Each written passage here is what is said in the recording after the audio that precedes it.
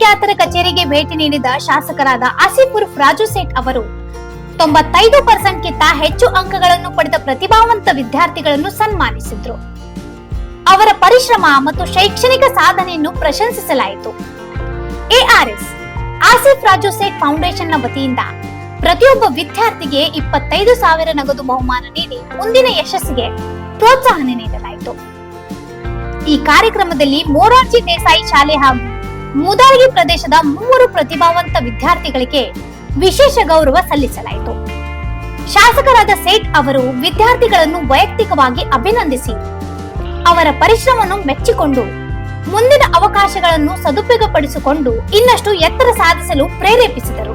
ಈ ಸಂದರ್ಭದಲ್ಲಿ ಮಾತನಾಡಿದ ಶಾಸಕ ಅವರು ಶಿಕ್ಷಣದ ಮಹತ್ವವನ್ನು ಒತ್ತಿ ಹೇಳಿದರು. ಪ್ರತಿಭಾವಂತ ವಿದ್ಯಾರ್ಥಿಗಳನ್ನು ಪ್ರೋತ್ಸಾಹಿಸುವುದು ಇತರರಿಗೂ ಉತ್ತೇಜನ ನೀಡುತ್ತದೆ ಎಂದು ಹೇಳಿದರು. ಸನ್ಮಾನ ಕಾರ್ಯಕ್ರಮದಲ್ಲಿ ಅಧಿಕಾರಿಗಳು, ಸಿಬ್ಬಂದಿ ಹಾಗೂ ಹಿತೈಷಿಗಳು ಉಪಸ್ಥಿತರಿದ್ದರು. ಕಾರ್ಯಕ್ರಮವು ಪ್ರೇರಣಾದಾಯಕ ಹಾಗೂ ಸ್ಮರಣೀಯವಾಗಿತ್ತು.